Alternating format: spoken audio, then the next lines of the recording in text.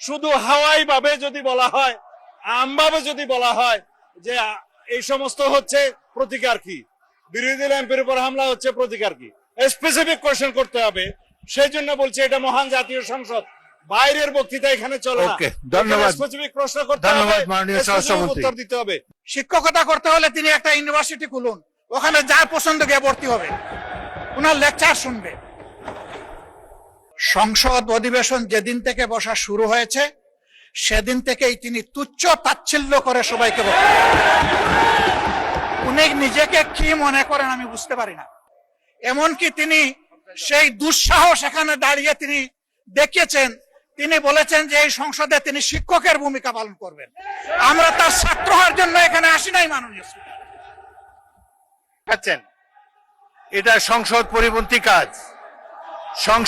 সংসদের রীতিনীতি মেনে কার্যক্রম পরিচালনা করতে হবে। আপনাদের কাছ থেকে আমি সহযোগিতা কামনা করছি। মাননীয়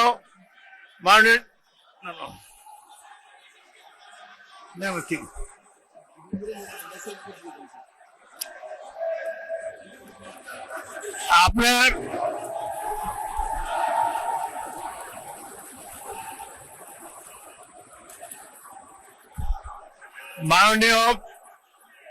মাননীয় স্বরাষ্ট্রমন্ত্রী বক্তব্য দেবেন, তারপর আমি বিরোধী দলের নেতাকে দেব। আপনি বসুন। মাননীয় স্বরাষ্ট্রমন্ত্রী, আপনি বক্তব্য দেন, তারপর আপনি বলবেন। বিরোধী দলের নেতা অপেক্ষা করুন, তার বক্তব্যটা শেষ করুন, তারপর আপনি বলবেন। আপনাকে ফ্লোর দেব।